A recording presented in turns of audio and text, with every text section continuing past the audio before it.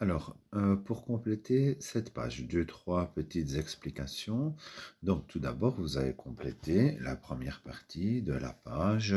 On peut calculer ça en utilisant l'équation, mais on peut le repérer sur le graphique aussi, hein. On a déjà fait un chapitre sur les graphiques, donc ça, vous savez faire.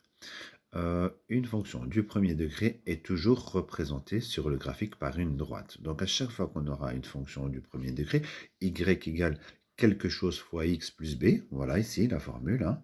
Y égale ax plus b, donc a et b, ce sont des lettres qui peuvent prendre différentes valeurs, hein. Et donc à chaque fois qu'on aura une équation de ce style-là, automatiquement sur le graphique, ça sera une droite. Alors, le A représente la pente, ça on en parlera après, hein, j'expliquerai plus tard. Et le B, ça vous pouvez le constater tout de suite, le B représente ce qu'on appelle l'ordonnée à l'origine, c'est-à-dire la valeur de Y quand X est égal à 0. Dans le tableau, hein, vous l'avez constaté tantôt, hein, voilà, ça correspondait au 0,35. Donc quand X est égal à 0, sur le graphique, quand x est égal à 0, on se trouve ici sur l'axe des y.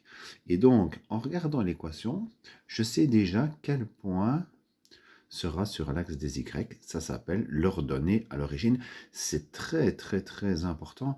Retenez bien ce que je viens de dire ici. Hein, constatez et retenez bien parce que ça va être très utile pour la suite.